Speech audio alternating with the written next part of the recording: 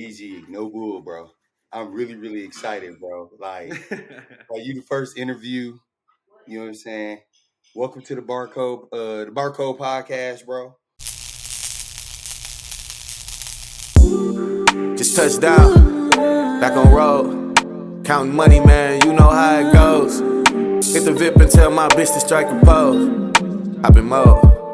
Hop in mode. I Shout out to appreciate the you. Podcast. Yes, sir. Yes, sir. Yeah. Hey, no, what I'm gonna do, I gotta come up with this first, bro. When you was at Vincent, I feel like y'all lost exactly how we lost. So I don't know if y'all ever blamed us for I don't know, being jinxed or whatever, but I blame GB them. We lost our junior and senior year. You lost junior and senior year too, right? Right. But I believe one year you lost to Oshkosh North, Oshkosh West. West, and Yeah. then senior year you lost to Madison Memorial. No, we lost to our junior year. We lost to I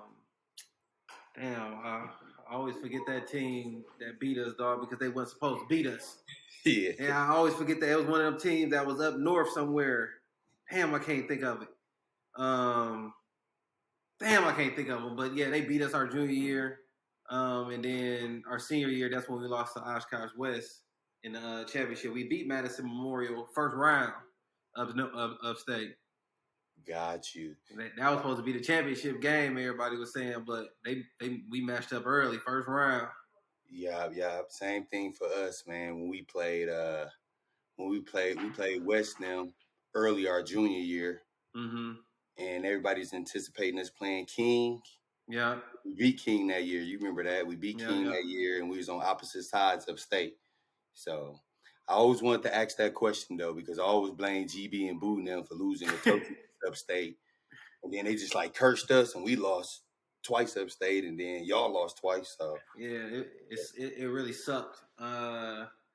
We for sure thought we was finna win because we was the favorite, and we was hooping. We just beat Madison Memorial.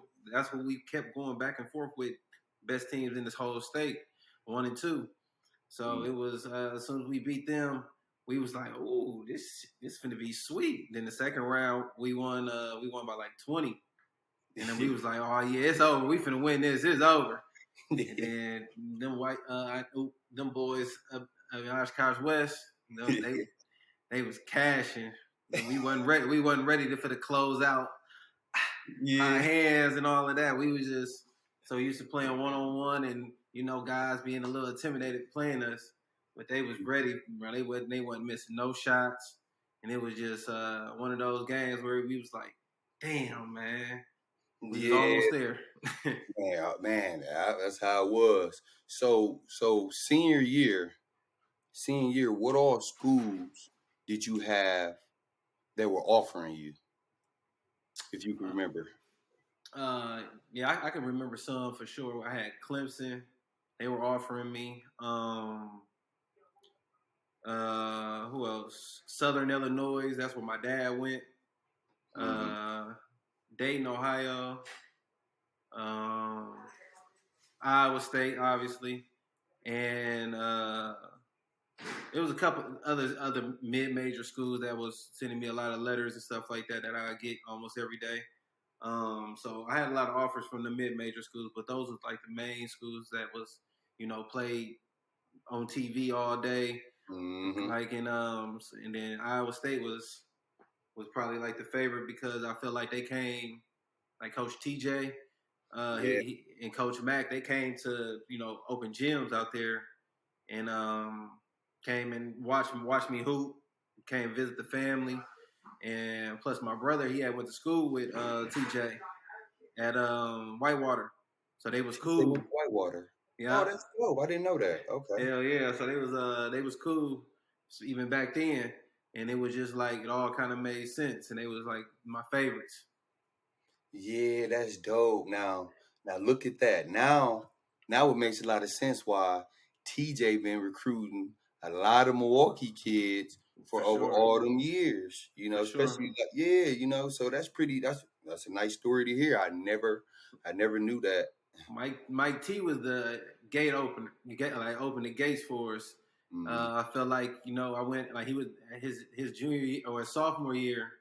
He was killing Big 12. He was hooping, and I went on my visit. That was the only visit I went on too.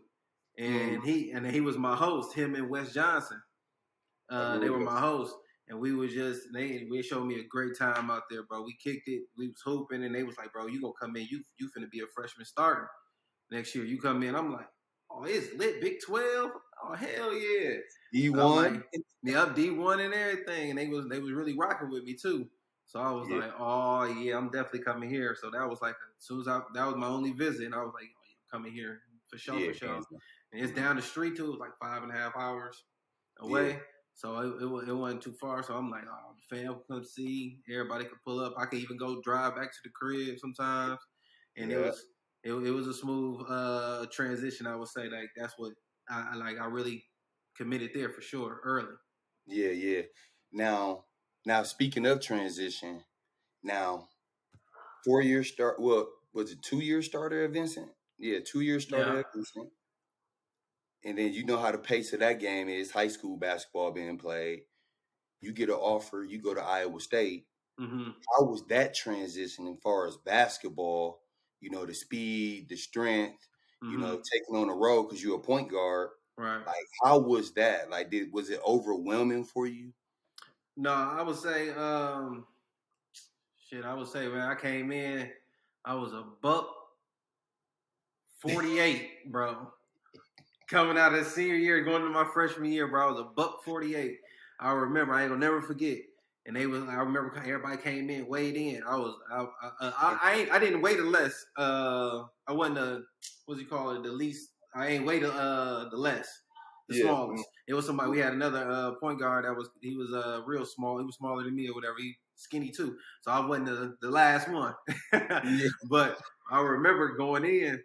And we weighed in. I'm like, damn, I thought I was weighed like 150 at least, or whatever. So and then they like, oh, you little, whatever, bro. I swear to God, bro. 1 week went by, bro. I was 166, bro. I was 166, all off lifting weights and drinking protein shakes, bro. And eating waffles with peanut butter on it, bro.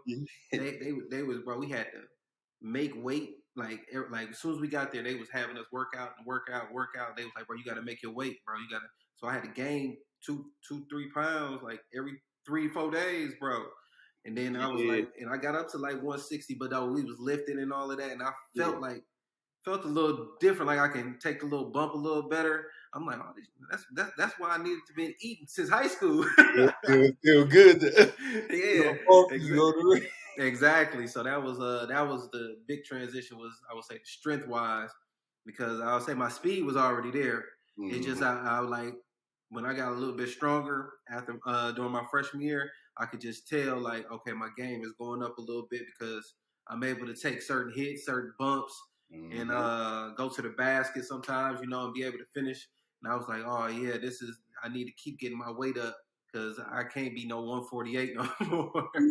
Going in there with towers, man. Exactly. And I remember my first, like I said, those first couple weeks, I was like sore as hell, dog. Like just having to get used to working out, lifting every day.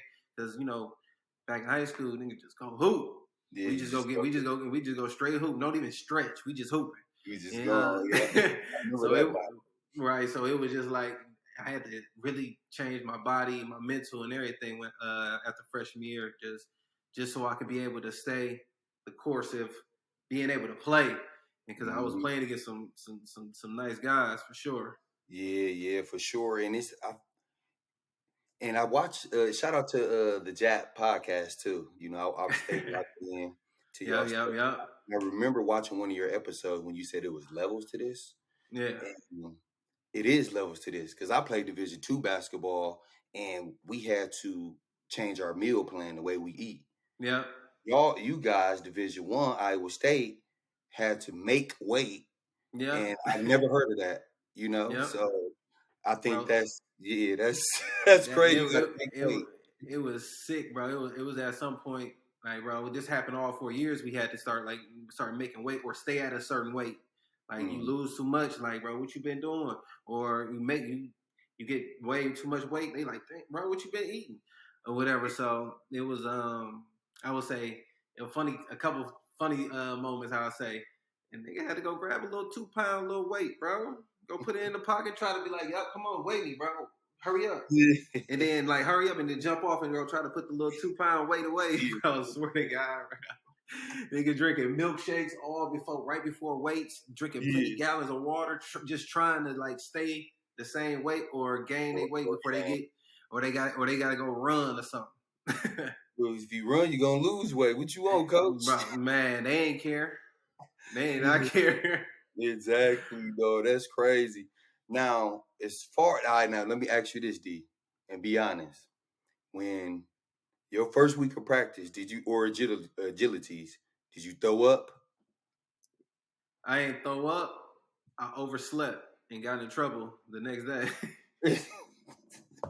And had to run extra, like just because I was so sore and so tired from the day before. Because I wasn't we had individuals, and I think we had like conditioning, weights, like study table. And I wasn't used to all of that like that, like continuously every day.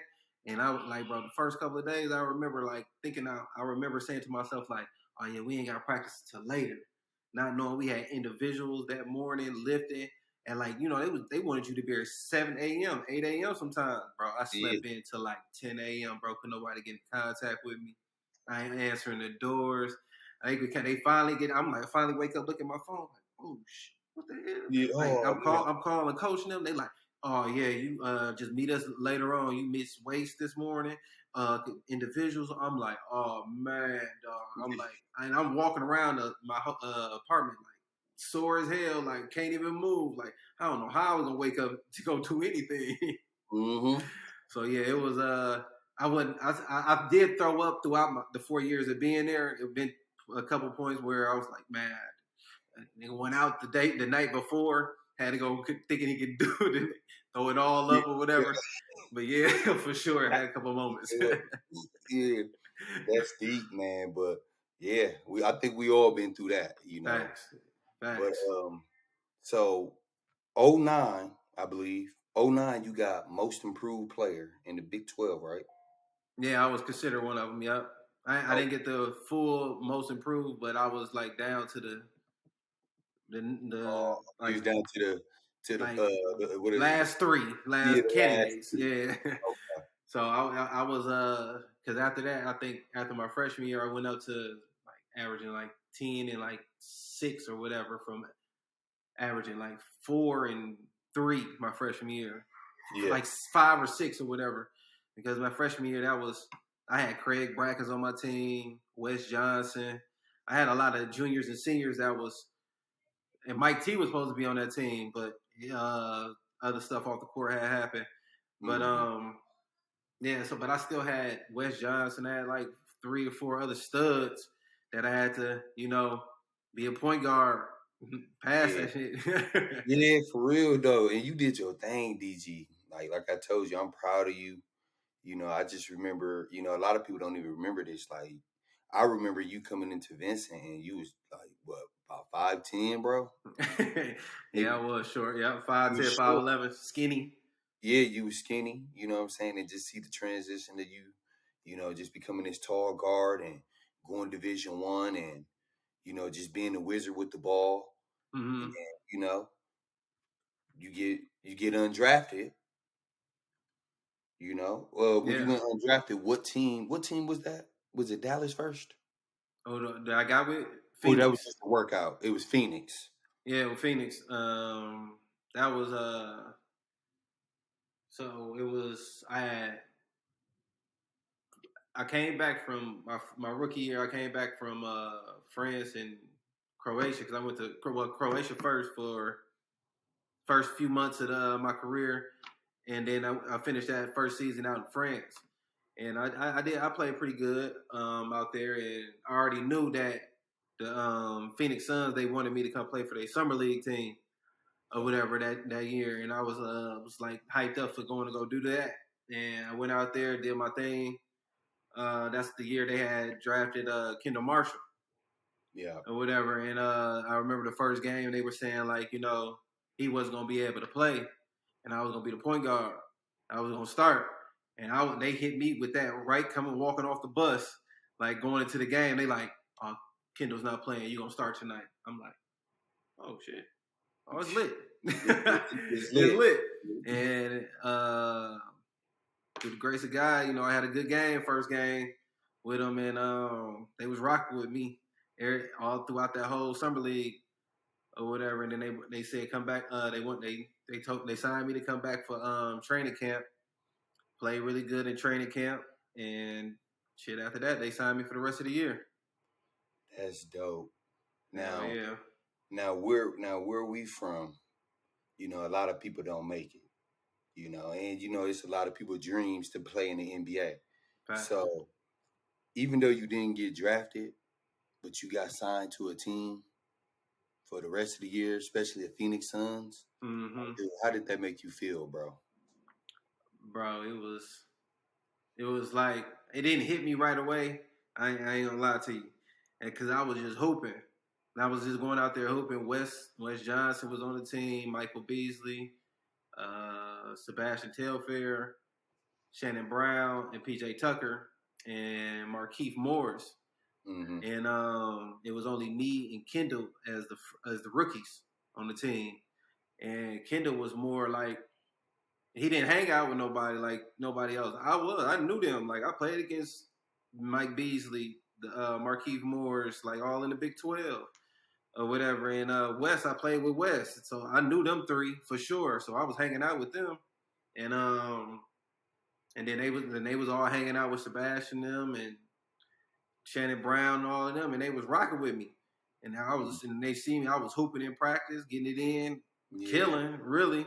And they were just like, you know what? Even before the GM them came and told me that they're gonna sign me for the rest of the year, they was like, the players was even coming up to me like, oh, bro, you good for the rest of the year, bro. You good. Don't even worry about it. And I knew deadlines was finna come up. Like, I knew certain things was finna come up because I was like, hey, what's finna happen? Yeah, was you a little nervous? You was a little nervous, and I was thinking to myself, like, man, something gotta happen, man, something gotta shake.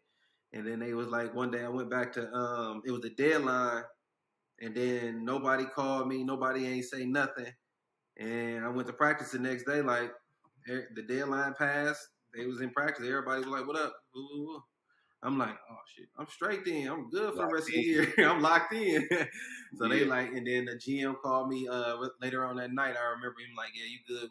We're gonna stop by the house, make you sign all these papers, for the rest of the year. Woo woo woo. And I was like, hell yeah.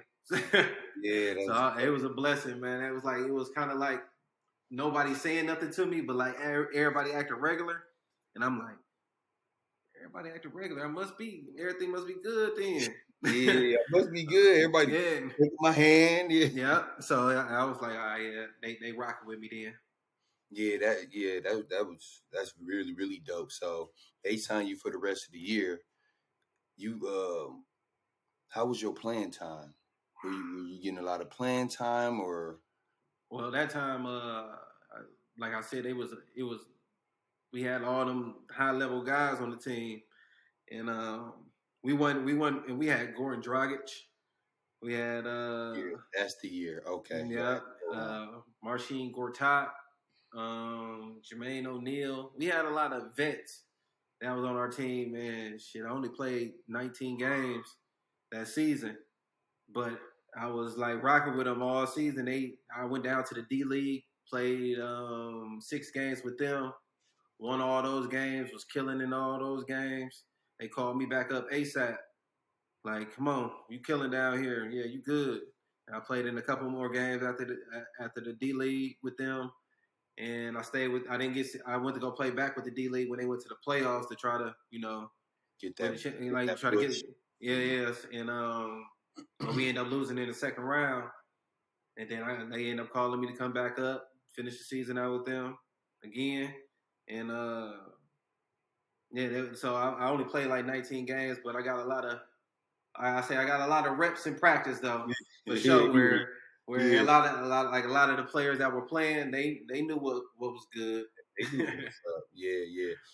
Now, far as the politics of NBA basketball, I know it's politics and everything, but did you feel in your heart, and I don't want you to name drop or anything, but was there anybody like on the team where you felt like, even though you had the big household names for the for the Suns and stuff, did you feel in the back of your head like, I should be getting more, I should be playing a little bit more than dude?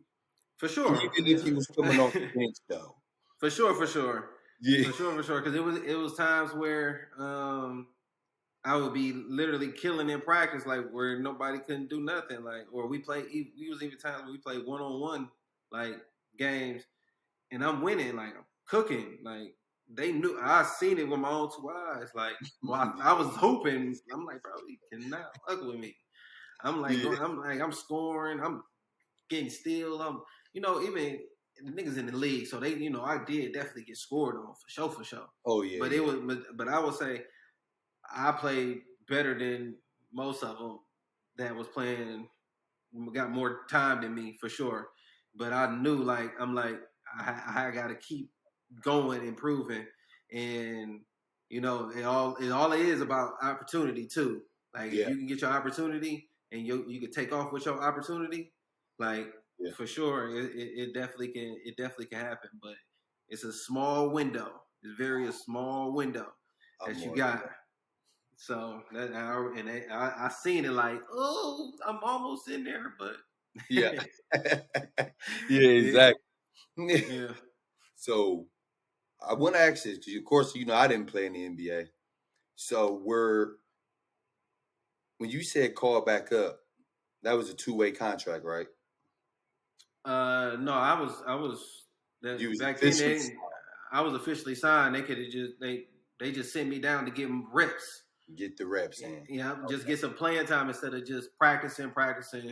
Don't really, in practice, you get like maybe 5 minutes, 6 minutes of playing 5-on-5, like actually going up and down. But during the season, most guys just sitting out, so you just out there just playing against guys. It might be me and Kendall going against each other the whole entire time, but it's not. It might be 4-on-4, 3-on-3, just 2-on-2. It ain't official refereeing, like a game situation. So the time that I did get sent down, that's when they told me, like, go get some reps, play hoop. We want you to stay in shape and play, like, game wise or whatever. So that's what I did, and shit, I did it till up to the point where they was like, come on back up. Okay. I played a couple games with them, but then it was like here and there. I didn't play consistently, like, because everybody was healthy, basically.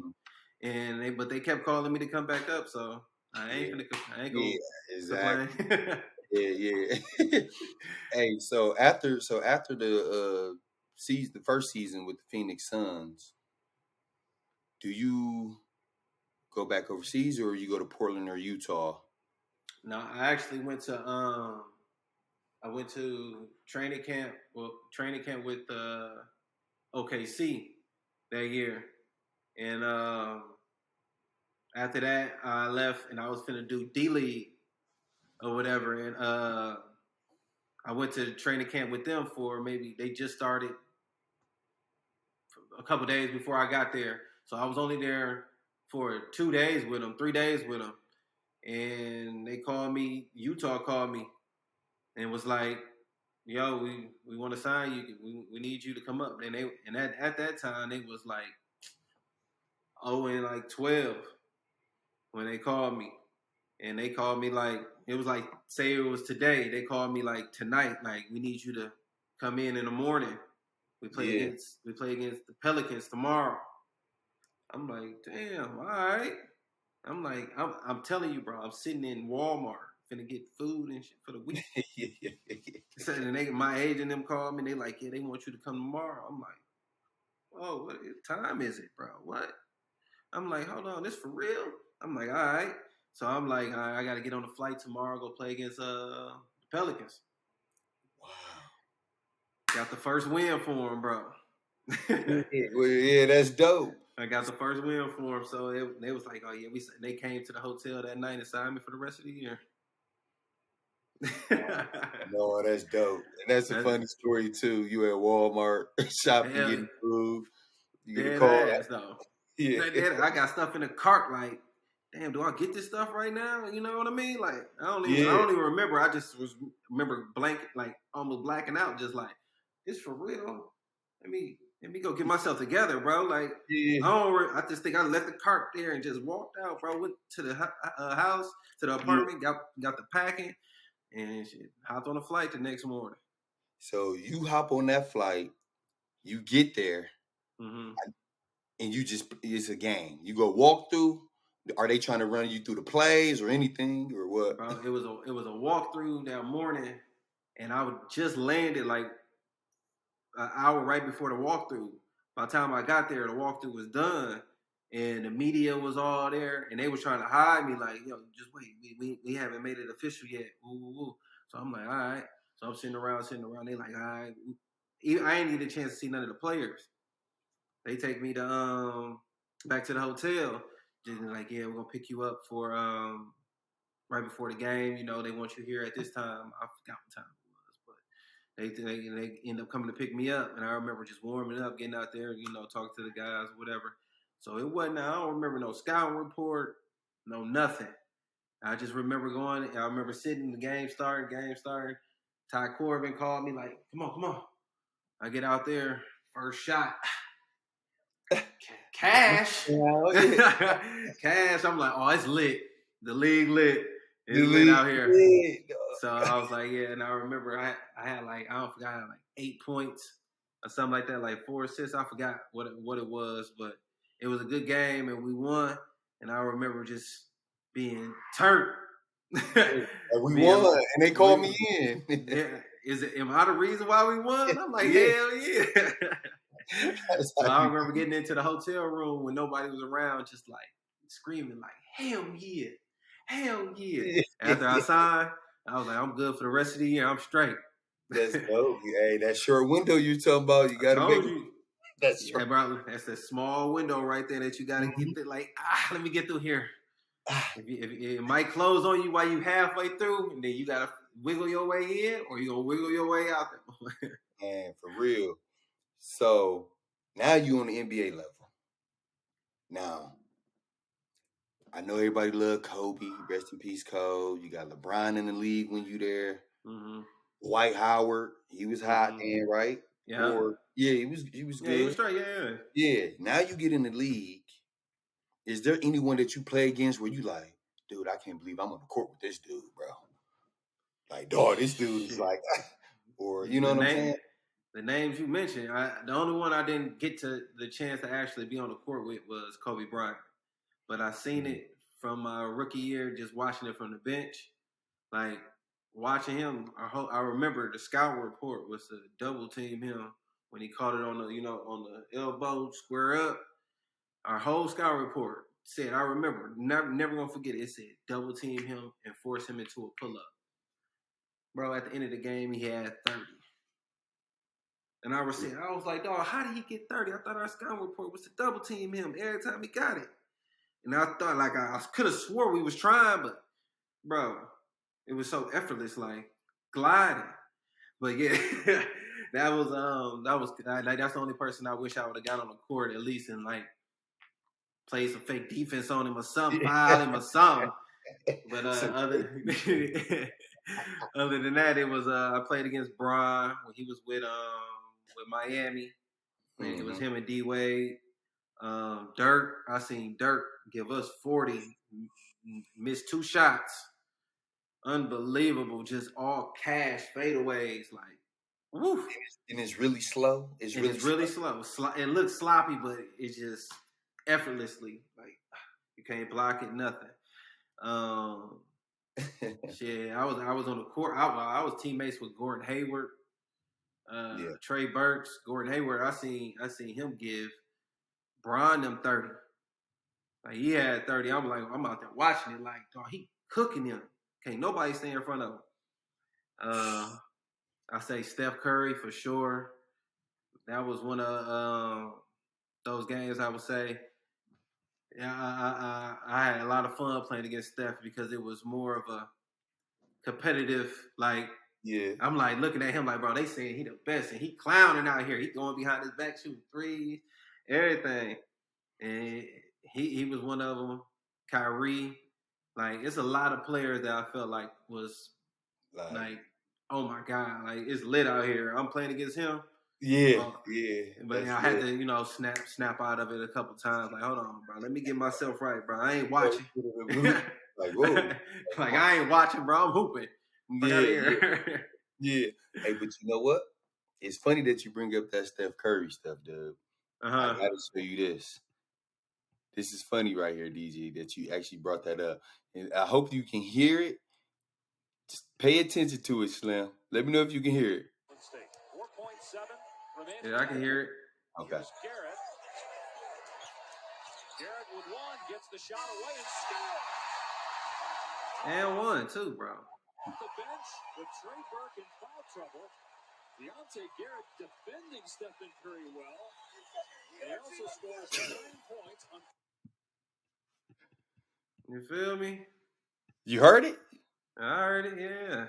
Like that. That's why. That's why I was saying, like, bro, just I had to like step it up. I was like, man, bro, they saying he the best, one of the best point guards in the world. At that time, bro, I ain't think like he was shooting it good, but I ain't think he gonna be right here what he is now. But Yeah. man, he was shooting it back then too, bro. I ain't gonna lie. It was like one of the times I was like, bro, this shit on ESPN. Everybody watching this. I got it. It's lit, bro. I got to hoop. It's really, yeah, dude. I just think like it's crazy because I was scrolling through them clips, and of Mm-hmm. course we all know, like you said, how Curry is now, and Yeah. then I just hear the commentator and Diante Garrett off the bench for Trey Burke, and he's defending Steph Curry well, and I'm like, I like to hear that, Yeah. Come from a defensive high school, you know what I'm Yep, saying? You get exactly. top 10. We ain't going, bro. We ain't going, bro. We ain't Going. going, bro. We ain't going. I always be telling people like, I know, even coming out here this is a side story. Coming out here to Charlotte, playing in the pro am. It just last year I remember playing against a couple guys, and I remember a couple of my teammates like, "Hey, he can go, woo woo woo," and I was just tell myself like, "I don't know where I'm from, bro." Yeah, exactly.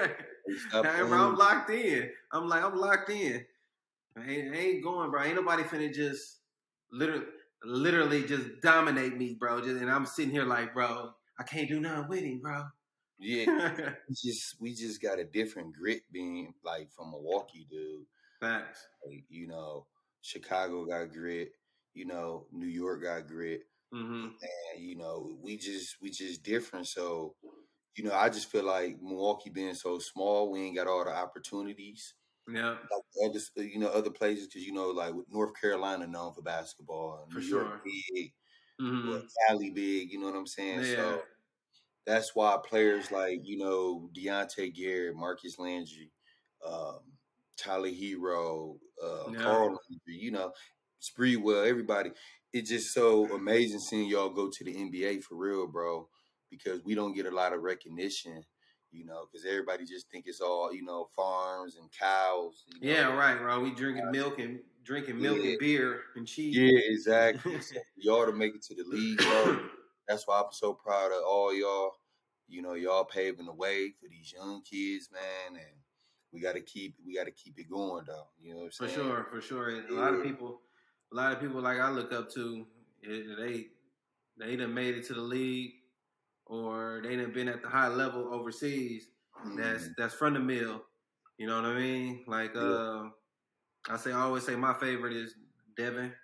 He I feel like he the top to me, top guy. He done won at all levels. Yeah. Um, Mike T, Jerry, Draylon, Mhm. and shit. Those guys is some guys that I look up to. Besides y'all for sure, y'all Yeah. Yeah. family. Oh Like, yeah. Come but on, D. I ain't taking yeah, it back. Yeah, I know what you're but talking about now. yeah, those guys was one of the people I'll be like, oh yeah, that's top of the top right there for me. Yeah, man. That's amazing, man. All them names you just named is just like we I feel like we just like really can recognize you Right, agree right, with me right. on that? Yeah, for sure. Like even back then, like I feel like we was getting recognized, but now it's at another level where I wish it would have been at this level back then.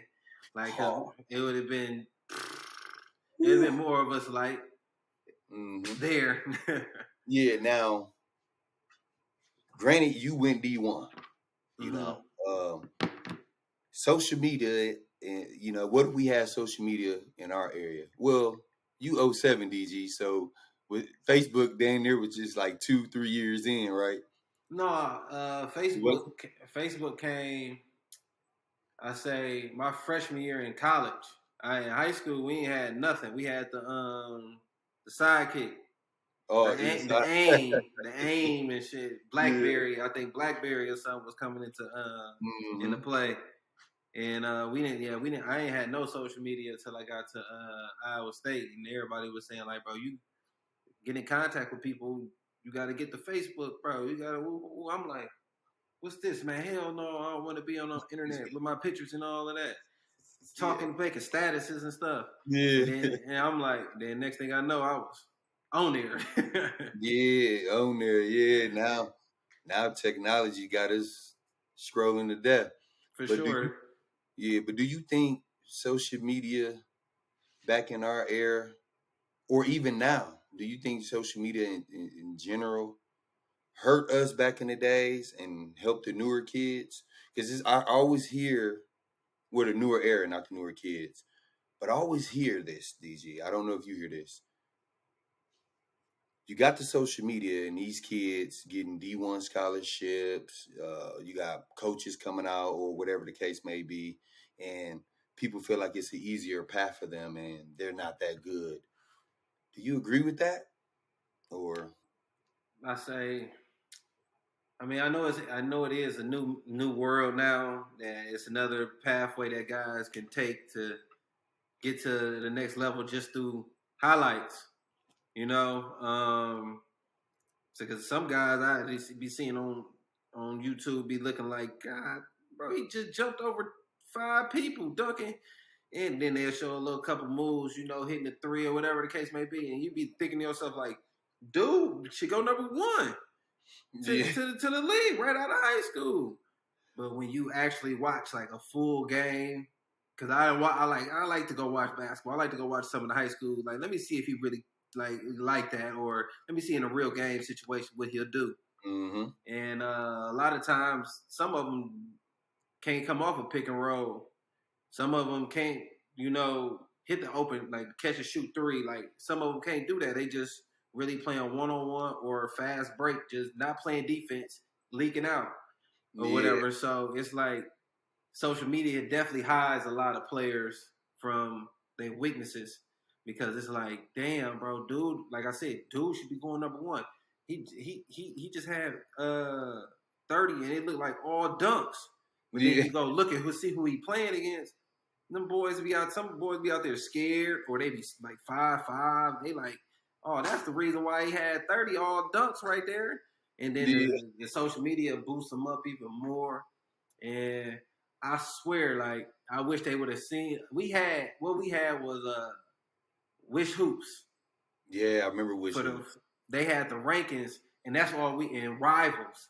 And Rivals.com. if you go to certain places, you'll get like a highlight or whatever, and you had to go search deep for them highlights for sure. Like you had to get a login and everything Yeah, to get those things, and I remember just like, damn, bro, I wish YouTube and everything was out back then. Like Forrest, I mean, like I think YouTube came out my senior year in high school yeah, or around that time, but then like I wasn't up to like, damn, I need to make a highlight, put it on there. yeah. I We wasn't wasn't thinking that. that. Yeah, yeah. We So it wasn't. was over. And so yeah, I wish we would have the social media brain that I got now back then. Because Yeah, it's a exactly. lot easier for you to definitely make another path for yourself, but it also you can also lose yourself like thinking like, shit, I ain't really got to work out. I just got off with all dunks, like you know, and not playing against nobody, no competition or nothing. But then when you Yeah, play against some competition, you don't do shit. Yeah. Like it comes levels to it. Levels, DG. I was so glad when you said that though, because man, I stay in my lane. All right. So after Utah, Portland, right? Yeah. So you go to Portland.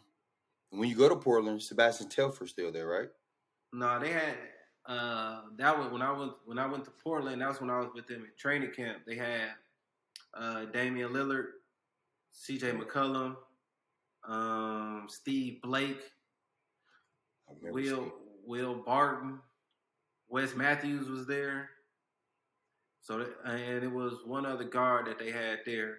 And I'm thinking I'm just thinking like I just had a good year in Utah. You know, like they didn't sign me. They traded me that summer. What's funny is they traded me for another Milwaukeean, Steve Novak.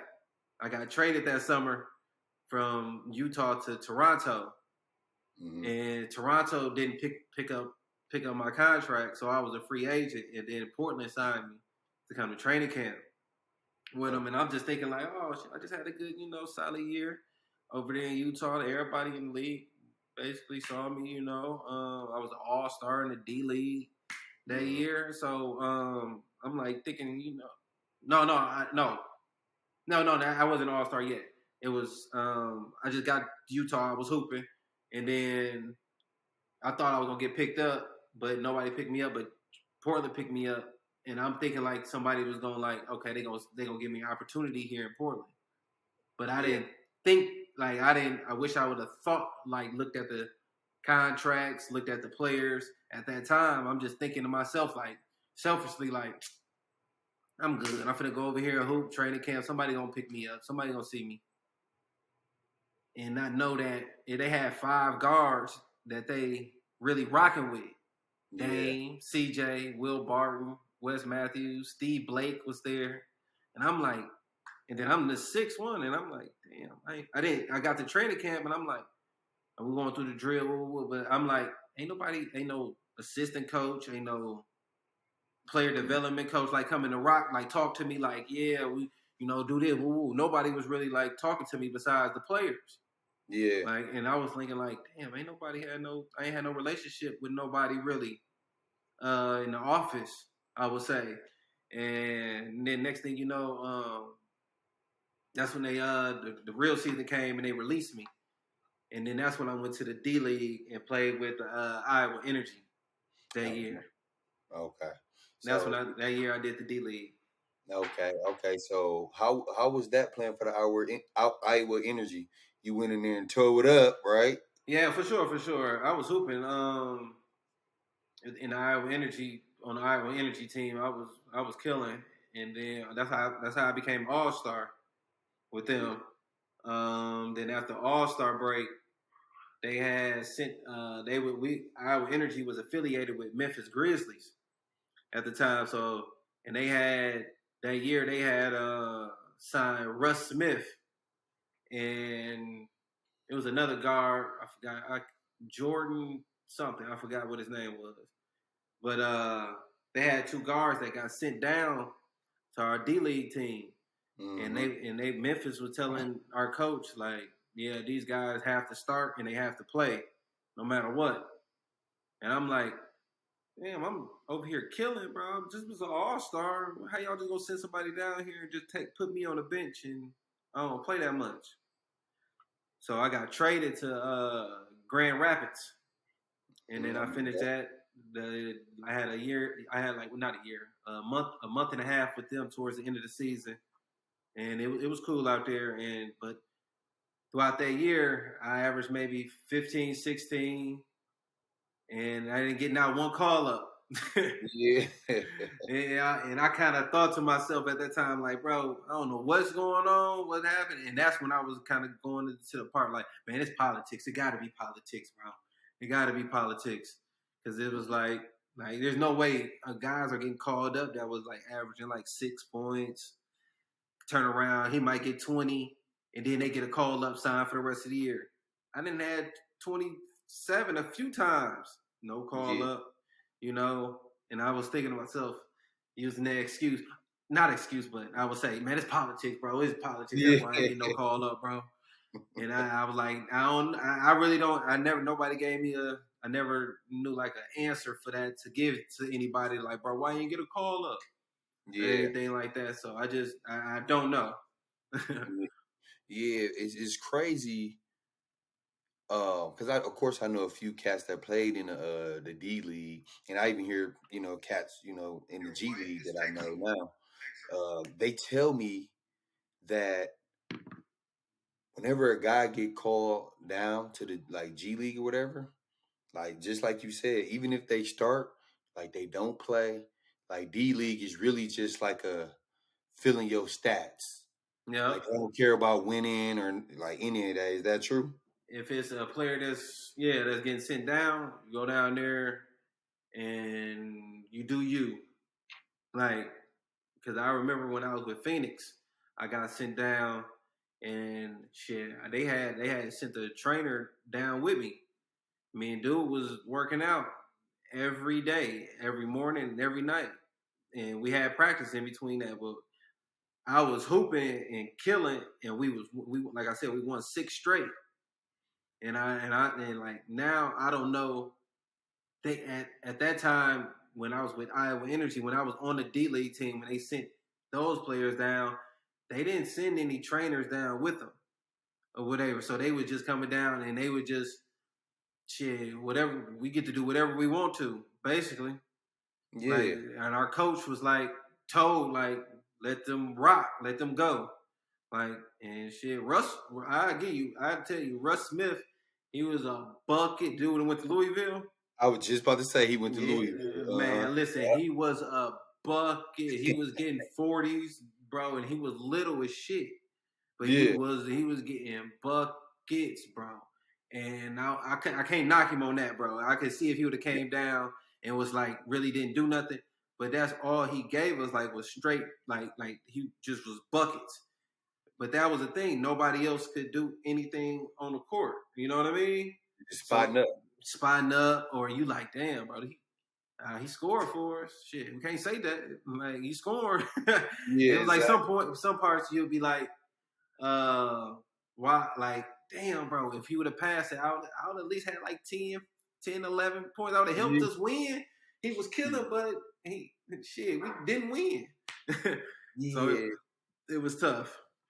Yeah, I was just about to say that has to be extremely tough, because it's almost like y'all playing around with the D League, G League guys like dream. Their Mm, dream, is to go, back to the NBA or some players that never been, trying to go, and yeah, then you call a person down and you either got to pass the ball to him the whole time or you just don't spot get in. up.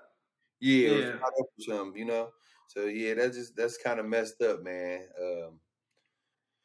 Yeah, that's it, kind of messed it up.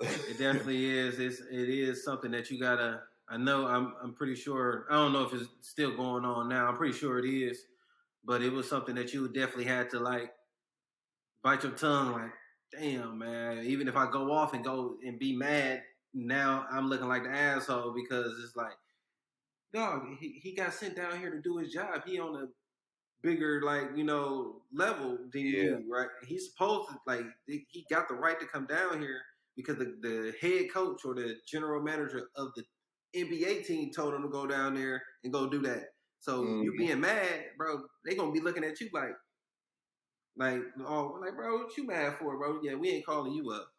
Hey, that could happen. You feel Cutthroat. Oh my God, yeah. me? Cutthroat. It's cutthroat on the For real. sure. Yeah. So you win MVP that year, right? What?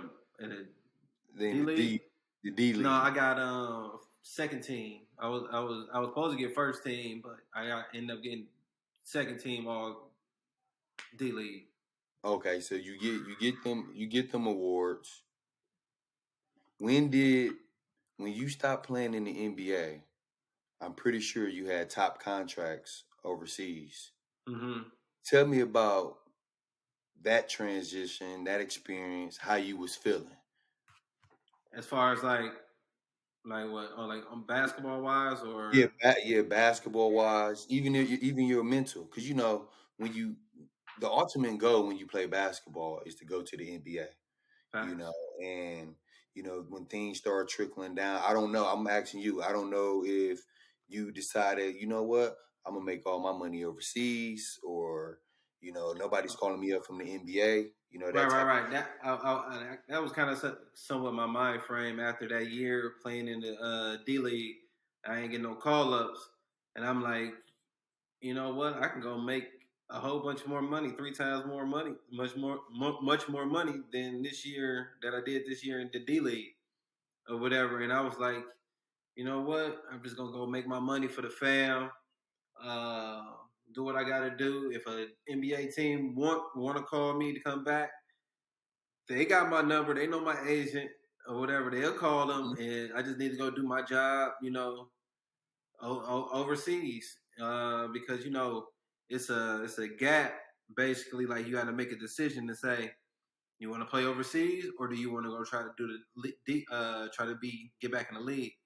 And it's that summer gap, like between like July, like the end of the draft up until end of July.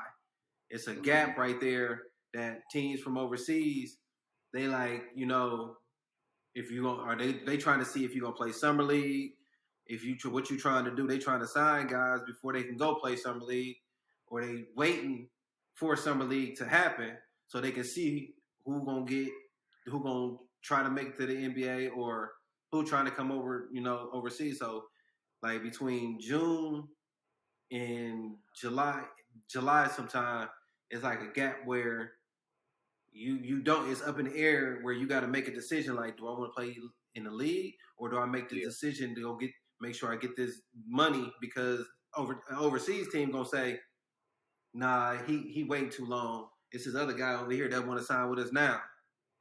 You know what I mean? So it's like you got to pick your poison and what you want to do. Like, all right, I'm gonna go sign overseas, and then now you can't play in the summer league. The NBA is damn near like that's in the back of you now. Like you should be looking forward to go back overseas now. Because if you go yeah, overseas with the mind frame of like I'm still in the league, like I'm still trying to get back here, it's gonna mess you up overseas. Like as yeah, as far as like your mental got to change to be ready for overseas instead of like trying to stay in the states, yeah, basically. yeah. That's true. I agree with that. So basically, when you go overseas, you loving the money. Yeah. So now you playing in these big countries. Are you even thinking about the NBA in the back of your head? Because I know you play in the top leagues and you just like think about the fam. You got a family. Mm-hmm. It's like I got to stack this bread up. Right. So now you playing in top leagues. Are you just more focused on like overseas now?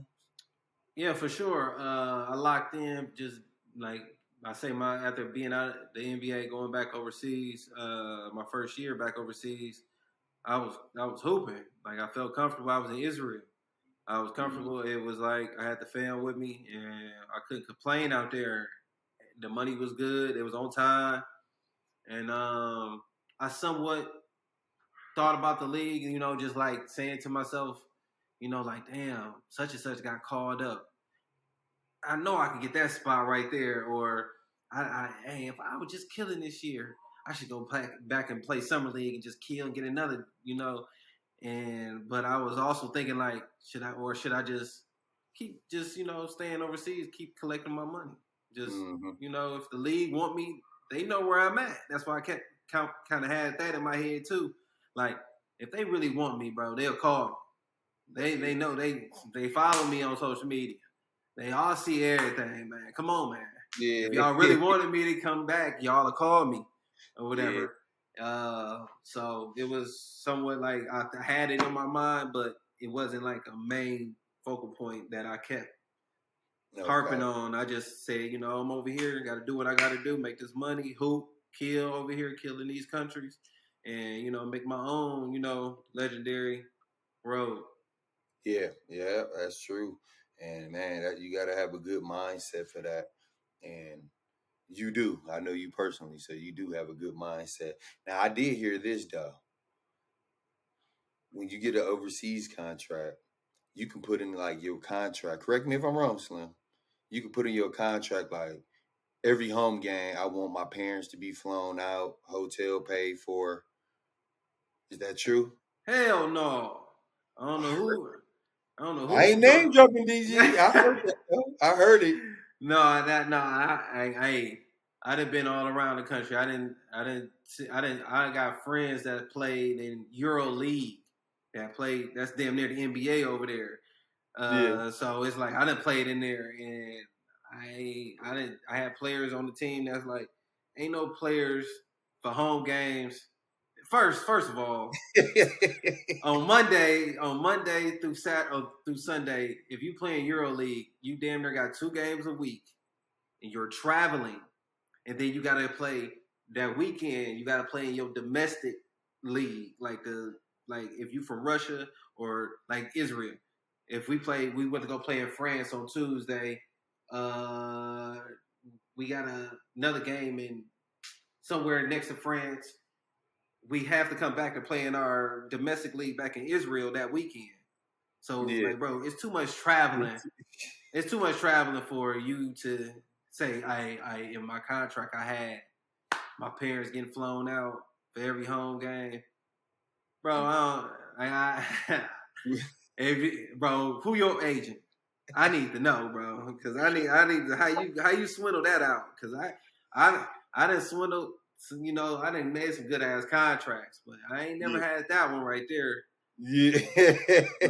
Like Let's you say can we get can- flown out. Like I had my parents come out to a few of my countries, but that was one time out the year. There wasn't no they do it. came, then they went back home, then they came 2 weeks later, then the next week they Yeah. like no, That's it too wasn't none much of on that. what? That's way too much, bro. Hell Okay. no. So So they probably I was thrown out. yeah, bro, like yeah, they had to be flown out for it. They probably caught a couple home games maybe, but it wasn't no every single time. Ain't no way. Yeah, that's a lot of traveling, bro. I don't Ain't know. no way, bro. Yeah. Please, bro, whoever that is, bro, DM me and say like, bro, that was me, Yeah. so I can talk to you, bro, so I can say, bro, help Yeah. me. Yeah, exactly. All right, so now you play in Israel right now. Yeah, I just played in Israel this You past just year. played Yep. in Israel. I don't know how to pronounce the name, Slim. You got to tell me, bro. What? Your Oh, team? Martini? Oh, Yeah. Nessiona. Yeah, see. Yeah, You just played in Nessiona. yeah. And you had a great season, man. I followed you.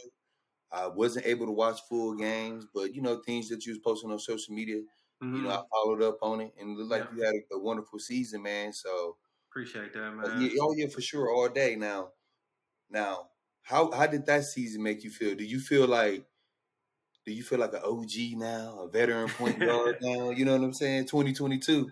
I think this year, well, last part of in the last year, like when I was playing in Germany, I was like the third oldest player on the team, and it was like somewhat, but I wasn't the captain. The other 2 guys was the captain, like because they was there all year or Yeah. whatever, and I kind of like witnessing. I'm like, look at all these young guys on the team, bro, and I'm over here hanging with the OGs, bro. We over here iced up, everything. I'm like, now am I OG for real now? And this year, just being in Israel, I was me and this other dude was the oldest, and he was from Israel. He just retired this year or whatever after this year. So, but other than that, it was me and him as the oldest on the team, and I just was one of the guys that a lot of players came up to talk to, and I kind of like felt that throughout the year, like, oh yeah, he came to talk to me because I'm somewhat of the OG. Yeah. I was wearing the cap of being an OG of like, all right, hey, no, come on, man, we doing this. Or, hey, holla at me, woo, woo, woo, I got this, woo, woo, woo. So it was a lot Yeah. of times, like a lot of players come talk to me. Everybody in the league start recognizing, recognizing me like more. Coaches on the other opposite teams, they would come shake my hand before the game, like, referees. So it was one of those this year that everybody was like showing a lot of. They knew who I was on an OG level. Yeah, that's dope, man. That's dope, man. I know you probably going through your head. It's probably going through your head like, man, I never thought I'd be an OG. You know, you Hell just no. showing them the way, showing them Mhm. leadership. So Yeah. that's pretty dope, man. So I see that you were sideline cancer now Oh for yeah. the TBT. Shout It's $1 out million Sideline or $2 Cancer. million? The It's a sideline, meal. it's a $2 million. It's for $2 million this year. I don't know. That's what I'm saying. Is I it don't one or know. two? I don't know, but we If come and it's get two, that if money though, it's two, man. you turn it up a notch. Yeah, we got to go up another level, bro. It's levels. I got to go up another level for that one. Level. Yeah. So you was sideline cancer. You know, I watched TBT over the years, and they a real good team. Picked up a nice solid guard, Diante Garrett. How you feeling going into the TBT? I feel pretty good. As far as like, I mean, I was supposed to play last year, but I ended up going to Puerto Rico Mm-hmm. or whatever, and go out there and go play. But this year, I got an opportunity to go out to get out there. I think I would be for sure. And right now, I'm at 100% as being I'm going to be for sure there because last year I thought I was going to be playing, but Puerto Rico ended up calling me, and I had to go get that money. You feel me? Yeah, for sure. And I had to go get the guaranteed money. The guaranteed. And but this year I feel like they got a good ass team again, and they wanted to add me in to come help, and so I want to do my job, try to get us to get to that money, and for sure I got to go. I played in it when I was out with Iowa State 1 year, and I played pretty good. When we ended up losing the second round to Kansas State, and they had their whole squad or whatever. They was tough, and they ended up beating us that year. Then a few years went by. I didn't play, and then now this year coming up, and I feel like I'm available. I'm gonna be available for them, and I'm ready to get out there and just get the hooping because this shit is after the past couple years, bro. It's been everywhere. Everybody been talking about it. TV, it's all on TV, ESPN, Sports Center, all of that. So I feel like it's a good opportunity to go out there, showcase, what I can do, and try to win this money. For Yeah, sure. for sure. All right. So look, DG, you played in high school, you played college, you played NBA. I kind of want to exclude the NBA though, but you played overseas. Mm-hmm. Now, being out there, because you said you played for Iowa State for the TBT, is it like different? Because somebody asked me like it's like a different mindset when you playing for like money versus when you like a pro or collegiate basketball. Talk to me, son. You think it's a different mindset? I think because shit is one and done. It's one and done. You play in the season, you get we play next week or we play in a few days, to even wash away the L. But you lose this, you assed out. You go. You gone. You ain't no like, oh okay man, that's just a warm up game. Ain't none of that, bro. You gotta be on point with your shit. Yeah. And like every play count really. Even towards the end, they playing up to them certain points. I never been able to play in the little what's it called? The target score or something? The target score. Yeah, I never got a chance to play in that just to see that. But watching it on TV, it looks like it be intense as hell. Like it get the cracking. Like even in the NBA, when they do this shit in the All-Star game, like you gotta go up a level. Like every bucket count, every stop count, all of that. So it's I'm looking forward to playing in one of those for sure. Like it's like it's a mental thing that's like it feel good. It make you feel good if you can overcome certain things and it's mental. Yeah, man, your brain just gonna say "Poof." Yeah, exactly. But I didn't even think about the one and done part. I just know, the average person playing for $100, one-on-one, at the park, they like, it's just like Locked in. locked in, right? Yeah, Yeah. you locked in. So I'm like, dude, $1 million, and every person, every player got their different payouts, Yeah, yeah. So man, that You playing for TBT, that money. You gotta play like, bro, I gotta play up to my full ability, and I gotta bring a couple guys up to their full ability so we can get to this money, man. yeah, That's what it's exactly. about, because it is like a tournament style, like NCAA, like Cinderella style too. Like, cause you don't know who can. Like, there's certain teams that's, I think, like this, like, well, it's been every year that a certain Mhm. team that pop out of nowhere, like, bro, you didn't think they were gonna get this far or whatever, So it's definitely like that, and I'm looking forward to being a part of that shit. Okay, yeah, that's dope, man. I'm gonna definitely stay tuned in, locked in the whole tournament. I'm supporting, Mm-hmm. everybody, especially from the mill. So, It's but gonna be lit, yeah, man. So retiring, do you plan like how many more years you got, man? man. Listen, through the grace of God, bro, if I can, I do it till I'm 40. Yeah, I do. I didn't seen a couple players, man, that playing in Japan. Like, it was some guys that was 40 years old, bro, still out there hoping, getting it in, healthy.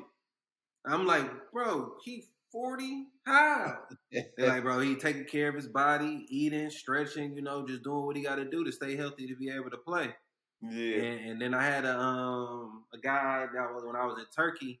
He was 36 at the time, and shit, me and him was leading scorers on the team, bro. I averaged like 17, averaged like 15, 16 with me, and he was a Mm. guard. Sammy Mayhead, Sammy Mejia, Sammy Mejia, yeah, Sammy he Mejia, still playing. and He was he with retired. Draymond at the Yeah, park. he was just my agent last year.